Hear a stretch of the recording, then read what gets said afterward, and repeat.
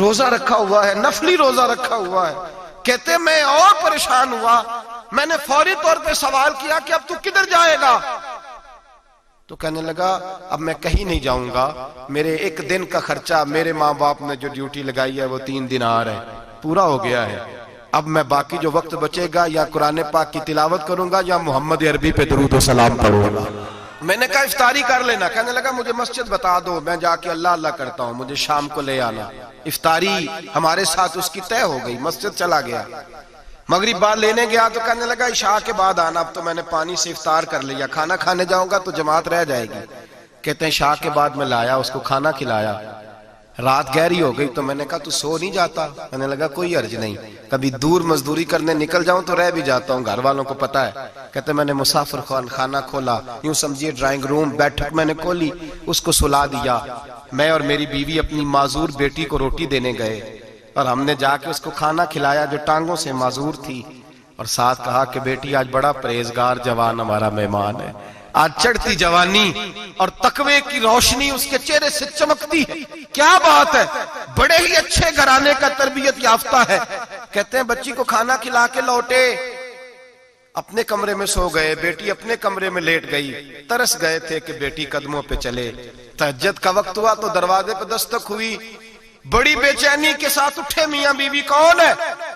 بیٹی کی آواز آئی ابا جی دروازہ جلدی کھولیں. کہتے ہیں کلیجے پھٹنے لگے، ذہن بکھرنے لگے.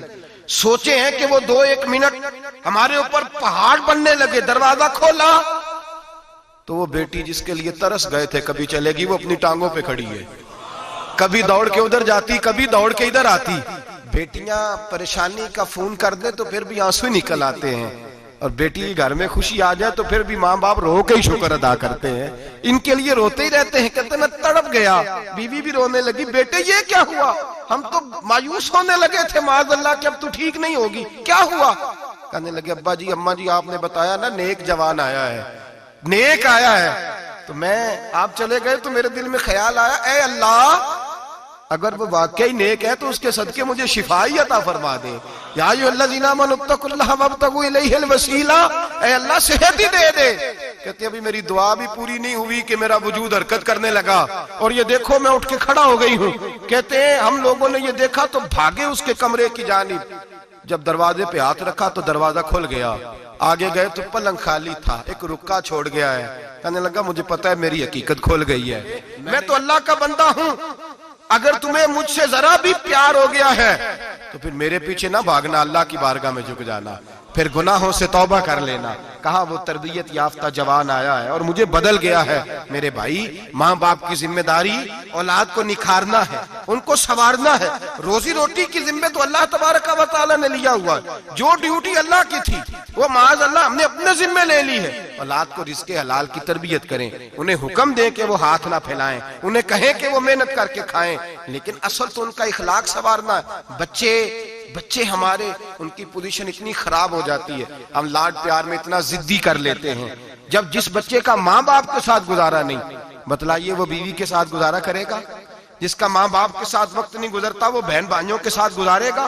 جس کا ماں باپ کے ساتھ وقت نہیں گزرتا وہ کولیگز کے ساتھ وقت گزارے گا؟ کس طرح وہ اپنے آپ کو، میرے نبی کریم سید عالم صلی اللہ علیہ وسلم نے ڈیوٹی لگائی کہ ماں باپ اپنے بچے کی تربیت کریں، انہیں اللہ سے جوڑیں. تکلیف میں وقت گزارا جناب اسماعیل نے. ایک روایت ایسی بھی ملتی ہے کہ 13 سال حضرت ابراہیم پلٹ کے گئے نہیں بیٹے کا پتہ لینے، لیکن جب بھی بیٹے نے ماں سے باپ کے بارے میں پوچھا کہ میرے والد کیوں نہیں آتے تو ماں نے ایک ہی لفظ کہا، بیٹے جناب ابراہیم اللہ کے نبی ہے اور اللہ کے حکم سے ہمیں چھوڑ گئے ہیں. ایسی تربیت، ایسی ٹریننگ بچے کے ذہن کو بدل ڈالا، اسے اللہ والا بنا لیا.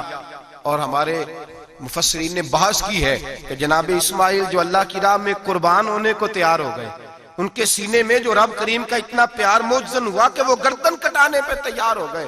تو فرماتے ہیں یہ تربیت جناب ہاجرہ کی تھی، یہ ٹریننگ حضرت وہ فیضان نظر تھا، یہاں کے مکتب کی کرامت تھی. سکھائے کس نے اسماعیل کو آداب فرزندی؟ میرے بھائی یہ جناب ہاجرہ نے تربیت دی. ایک بہت بڑے محدث ہیں، اتنے بڑے محدث ہیں کہ میرے نبی کریم کی مسجد نبوی میں وہ حدیث کے استاد رہے. حضرت ربیعہ بن عبد الرحمن نبی پاک کی مسجد نبوی میں حدیث کے استاد ہوئے. اور حضرت حسن بصری جو جناب علی کے شاگرد ہیں وہ بھی حضرت ربیہ کے شاگرد ہوئے. حضرت امام مالک جو 70 سال تک مدینہ اور مکہ میں حدیث پڑھاتے رہے وہ بھی حضرت ربیہ کے شاگرد ہیں. ان کے والد کا نام تھا عبد الرحمن فروغ. تاریخ بغداد میں لکھا ہے کہ بنو امیہ کے دور میں تابعین کے زمانے میں جناب عبد الرحمن بن فروغ گھر سے چلے گئے. ایک روایت ہے بچہ چھوٹا تھا, ایک روایت ہے بچہ ابھی ماں کے پیٹ میں تھا, جہاد کرنے چلے گئے. اس دور میں یہ جہاد ہوتا تھا کہ ایک علاقہ فتح کیا تو مسلمان اگلے علاقے میں چلے گئے, اگلا فتح کیا تو اگلے علاقے, ایک کے بعد دوسرے لوگ پلٹ کے نہیں آتے تھے. حضرت عبد الرحمن گئے 30,000 دینار بیوی کو دے گئے, کہنے لگے سنبھال کے رکھنا. اور جہاد کرنے نکلے تو 27 سال تک گھر ہی نہیں آئے, اور 27 سال کے بعد آئے تو حضرت ربیہ محدث بن چکے ہیں, مسجد نبی میں حدیث کے استاد ہیں, بیٹا بہت بڑا شیخ بن گیا. واپس آئے, ہاتھ میں نیزہ ہے, کالی داڑھی تھی ساری سفید ہو گئی, وجود بڑا تگڑا تھا, کمزوری آ گئی. آئے, نیزہ پکڑا ہوا ہے, گھوڑے پہ بیٹھے ہیں, مدینہ منورہ میں گھر ہے, دروازے پہ دستک دی. حضرت ربیہ نے دروازہ کھولا, اندر داخل ہونے لگے تو کہنے لگے بابا تو کدھر گھستا آ رہا ہے؟ کدھر؟ اس نے کہا تو پیچھے ہٹ, تو میرے مکان پہ کب سے قبضہ کر کے بیٹھا ہے. بات تیز ہونے لگی, آواز تھوڑی بزرگوں کی بلند ہونے لگی تو اندر سے زوجہ نے سن لیا. وہ دروازے کی اوٹ سے دیکھنے لگی تو پہچان گئی, کہنے لگی ربیہ پیچھے ہٹ جا, یہ کوئی غیر نہیں ہے, تیرے والد گرامی ہے, یہ تیرے والد ہیں. اندر آئے, باپ بیٹا ملے, عصر کی نماز کا وقت ہو گیا, بڑا روئے. 27 سال کے بعد باپ لوٹا, 27 سال کے بعد بڑے روئے. نماز کا وقت ہوا تو حضرت ربیہ جلدی سے وضو کیا, مسجد نبوی شریف چلے گئے. جناب عبد الرحمن فروغ نے بھی کھانا وانا کھانا تھا, کھانا کھانے بیٹھے تو حکم دیکھے شوہر کیا کرتا ہے. یہ نہیں پوچھا کہ 27 سال حال کیا رہا, پوچھنے لگے میں تجھے 30,000 دینار دے گیا تھا, وہ کدھر ہے؟ تو زوجہ کہنے لگی کھانا کھا لو, عصر کی نماز پڑھ کے آؤ, پھر بتاتی ہوں پیسے کہاں ہیں. آپ کی رقم بڑی اچھی جگہ پہ محفوظ ہے. کہتے ہیں میں نماز پڑھنے مسجد گیا, عصر کی نماز کے بعد میرے نبی پاک کے منبر پر ایک نوجوان بیٹھا ہے. گھر میں تو ان کا انداز ٹوپی پہننے کا تھا نا, سادے عام لباس میں, مسجد نبی میں جبہ پہنا ہے, سر پہ امامہ ہے, خوبصورت لب و لہجے میں رسول اللہ کے منبر پر بیٹھ کر, نبی پاک کے منبر پر بیٹھ کر. پتہ نہیں آپ کو اس بات کی لذت نصیب ہو رہی ہے کہ نہیں, عام جگہ نہیں, نبی پاک کے حضور کے منبر پر بیٹھ کر نبی پاک کی حدیثیں سنا رہے ہیں. اتنا بڑا مقدر. کہتے ہیں حضرت امام مالک جیسے لوگ, خواجہ حسن بصری جیسے لوگ کاغذ قلم لے کے حدیثوں کی سماعت کر رہے ہیں, ان سے درس لے رہے ہیں. جناب عبد الرحمن کہتے ہیں میری نظر اٹھی, کچھ بوڑھا ہو گیا تھا, کچھ اس وقت وہ ٹوپی میں سادے لباس میں تھے, پہچان نہ پایا. ایک شخص سے پوچھا یار ہے تو جوان پر اس کے چہرے کی نورانیت میرے دل کو بھا گئی ہے تو جوان پر اس کا حدیثیں بیان کرنے کا انداز میری طبیعت کو گھائل کر گیا. یہ کون ہے جو نبی پاک کی مسجد میں بیٹھ کے حدیثیں بیان کر رہا ہے؟ تو کہتے ہیں امام مالک کہنے لگے بابا جی چپ کر جاؤ, ہمارے استاد کے بارے میں اونچے لب و لہجے میں بات نہ کرنا, دیکھتے نہیں کتنے کتنے لوگ بیٹھے ہوئے خاموشی سے. تو میں نے کہا مجھے بھی تو بتا دو نا ہے کون. تو کہنے لگے کوئی عبد الرحمن فروغ نام کے بزرگ ہیں, یہ ان کے بیٹے ہیں, ربیہ نام ہے. کہتے ہیں جب لفظ کہے تو میرے آنسو چھلک کے باہر آئے اور میں حضور کی مسجد میں گر گیا اور رونے لگا کہ یہاں اور میرے رسول پاک سید عالم صلی اللہ علیہ وسلم کے منبر پر اور میرا بیٹا. کہتے ہیں میں تڑپ کے گھر گیا اور گھر جا کے میں نے اپنی بیوی کو جب دیکھا تو میرے آنسو نکل گئے. میری بیوی سمجھ گئی کہ یہ میرے محدث بیٹے کو دیکھ آیا ہے. کہتے ہیں بیوی رو کے کہنے لگی میں نے آپ کے 30,000 دینار آپ کے بیٹے کو مصطفیٰ کریم کی حدیث کا استاد بنانے میں خرچ کر دیے. میں نے وہ 30,000 دینار خرچ کر دیے, 30,000 دینار آپ کا بیٹا میں نے. تو کہتے ہیں میں اپنی بیوی کی طرف دیکھنے لگا, میں نے کہا قربان جاؤں, میں اگر اللہ کے دین کے رستے میں تھا تو نے میرے ساتھ نیکی کی ہے, میرا بیٹا بھی دین کے رستے پہ لگا دیا. میرے بھائی اللہ سے جوڑا, اللہ سے جوڑا ان لوگوں نے اپنی اولادوں کو, رب کریم والا بنایا ان لوگوں نے اپنی اولادوں کو. اور پھر جب ارشاد فرمایا کہ چھوٹی چھوٹی برائی, ایک لقمہ حرام سے بھی وہ لوگ بچے. اور پھر جو آیت نمبر 18 نے کہا کہ وَلَا تُصَغِّرْ خَدَّكَ لِلنَّاسِ, بیٹے منہ پھیر پھیر کے نہ جا, پھیر پھیر کے نہ جا. اگر آپ ناراض نہ ہوں تو ہم تربیت دیتے ہیں, کہتے ہیں اس بچے کے ساتھ نہ پھرا کر, یہ غریب ہے, اس کے ساتھ نہ پھرا کر. وَلَا تَمْشِ فِي الْأَرْضِ مَرَحًا, حضرت لقمان بیٹے سے کہتے ہیں منہ پھیر پھیر کے لوگوں سے بات نہ کر اور اکڑ اکڑ کے نہ چل. إِنَّ اللَّهَ لَا يُحِبُّ كُلَّ مُخْتَالٍ فَخُورٍ, اللہ کو وہ پسند ہی نہیں جو اکڑ اکڑ کے چلے اور اترائے. ابھی بھی رواج ہے, کہتے ہیں دوستی لگانا تو اپنے برابر کے دوستوں سے، ایسے نہ وہ ہمارا سٹیٹس ہی نہیں، ابھی بھی وہ فرق، جو تو سید بھی ہو، مرزا بھی ہو، افغان بھی ہو، تم سبھی کچھ ہو، بتاؤ کہ مسلمان بھی ہو۔ عاجزی کا درس دیا اپنی اولاد کو، عاجزی کا، ان کو ادب سکھایا، ان کو انکساری سکھائی، لوگوں کے اندر مل بیٹھنے کا درس دیا۔ جو آدمی انکساری والا ہوتا ہے، عاجزی والا ہوتا ہے، یوں سمجھو اسے شہد لگا ہوا ہے، دنیا خود اس کے پیچھے بھاگ بھاگ کے آتی ہے۔ جو سب کے ساتھ اس نے سلوک کرنے کا عادی ہوتا ہے، لوگ اس کے گرویدہ ہو جاتے ہیں۔ لیکن جس آدمی کو آپ اکڑنا سکھا دیں، جس بچے کو آپ کہیں بس تو ہے اور کوئی بھی نہیں، اس کی اپنی زندگی بھی اس کے لیے پریشانی والی ہو جاتی ہے۔ میرے نبی رحمت سید عالم صلی اللہ تعالی علیہ وآلہ وسلم نے ارشاد فرمایا، کسی باپ نے اپنے بیٹے کو جو سب سے اچھا تحفہ دیا ہے وہ یہ ہے کہ اس نے اپنے بچے کو اچھا ادب سکھا دیا ہے، اپنے بچے کو اچھا۔ حضرت لقمان کہتے ہیں بیٹے منہ پھیر پھیر کے باتیں نہ کرنا، زمین پہ اکڑ اکڑ کے نہ چلنا، اللہ کو اکڑنے والے لوگ پسند۔ ہارون رشید نے امام نسائی کی ڈیوٹی لگائی کہ میرے بیٹے کو حدیث پڑھائیں گارا آ کے، تو امام نسائی کہنے لگے یہ نبی پاک کا دین ہے، یہ میں اس کو رسوا نہیں کر سکتا، جس نے پڑھنا ہے میرے پاس آ کے پڑھے، اور جہاں سب بچے بیٹھتے ہیں وہیں پڑھے۔ ہارون رشید کہنے لگا حضور آپ کیا سمجھتے ہیں، میں نے بھی تو آپ کو آزمانے کے لیے یہ جملہ کہا تھا، یہ وہیں آ کے پڑھے گا جہاں سارے غریبوں کے بچے پڑھتے ہیں۔ اب تو روز استاد کٹہرے میں کھڑا ہوتا ہے، اسکول کے استاد کا تو مجھے نہیں پتا، پہلے مدرسے کا استاد تو روز بیچارہ ہاتھ باندھ کے چودھری صاحب نے کہنے سے میرے منڈے نو مارے، تو 8,000 کا مولوی ہے اور میرا بیٹا تو 8,000 کے روز گول گپے کھا جاتا ہے، میرے بیٹے کو تو نے مارا ہے، تجھے اپنی حیثیت کا پتہ ہے؟ روز استاد کٹہرے میں کھڑا ہوتا ہے۔ بچے فری میں، مفت میں، حافظ جی مفت میں حفظ کراتے ہیں، خدا جانے محترم کتنی مشکل سے ادارہ چلاتا ہے، اور بچے کے ماں باپ آ کہتے ہیں بلاؤ مولوی صاحب کو، اس کی طاقت کیسے ہوئی میرے بچے کو مارا ہے؟ وہ مولوی وہ جو کل دانے لینے آیا تھا وہ آج میرے بچے کو مارے گا؟ یہ رویہ ہے ہمارا۔ ہارون رشید بادشاہ نے اپنے بیٹے کو امام نسائی کے پاس پڑھنے بٹھایا۔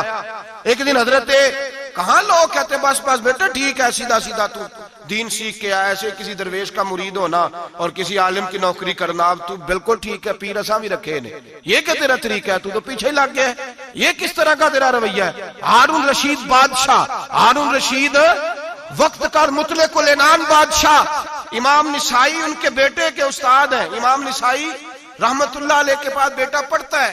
ہارون رشید گزر رہا تھا تو بیٹا وضو کرا رہا ہے، شہزادہ وضو کرا رہا ہے استاد جی کو، اور پیر دھلا رہا ہے۔ ہارون رشید گھوڑے سے گزرا تو اس نے دیکھا خانقاہ کے باہر، مدرسے کے باہر استاد جی وضو کر رہے ہیں اور بیٹا وضو کرا رہا ہے، سراہی پکڑی ہے، لوٹا پکڑا ہے، استاد جی پیر دھو رہے ہیں۔ ہارون رشید غصے سے اترا، ساتھ بہت سارے سپاہی تھے، انہوں نے کہا کہ یہ مولوی کو مارے گا، مولوی کو مارے گا کہ تو کس طرح میرے بیٹے سے یہ کام کاج کرا رہا ہے؟ کہتے نیچے اترے اور ہارون رشید نے جا کے نا زور سے ایک تھپڑ اپنے بیٹے کے چہرے پہ مارا۔ بیٹا کہنے لگا ابا جی میری غلطی کیا ہے؟ فرمانے لگے تجھے پتہ ہی نہیں تو کس شخص کے پاس پڑھتا ہے؟ تو پانی ڈال رہا ہے، تیرے استاد کو اپنے ہاتھوں سے اپنے پیر دھونے پڑ رہے ہیں، بیوقوف، ایک ہاتھ سے پانی ڈال اور دوسرے ہاتھ سے استاد کے پیر دھو، تجھے پتہ ہی نہیں کہ یہ شخص جب نبی پاک کی حدیثیں بیان کرتا ہے تو کئیوں کو مصطفیٰ کا دیدار نصیب ہو جاتا ہے۔ یہ پتہ نہیں تو کس محدث کا شاگرد ہے، ایک ہاتھ سے پیر پہ پانی ڈال دوسرے ہاتھ سے دھو، اس لیے کہ باندھ علموں جو کرے فقیری وہ کافر مرے دیوانہ ہو۔ اگر تو نے دنیا میں کامیاب ہونا ہے تو اس سے فیض علم حاصل کر، بیٹے یاد رکھ، اگر تو اس کی بارگاہ میں حاضری دے گا تو آگے بڑھے گا۔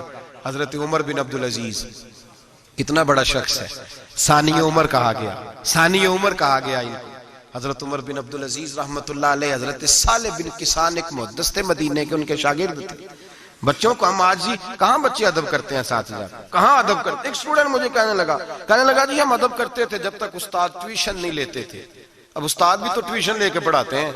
اور میں نے کہا خدا کے بندے کیا دے سکتا ہے تو استاد کو؟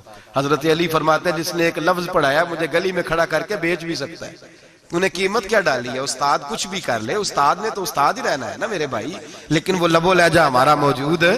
مجھے ایک دفعہ میرے کالج کے لوگوں نے بلایا، کہنے لگے آپ یہاں بھی پڑھے ہوئے ہیں اور مدارس میں بھی، تو ذرا فرق بیان کریں کالج کا اور مدرسے کا، کچھ بیان کریں۔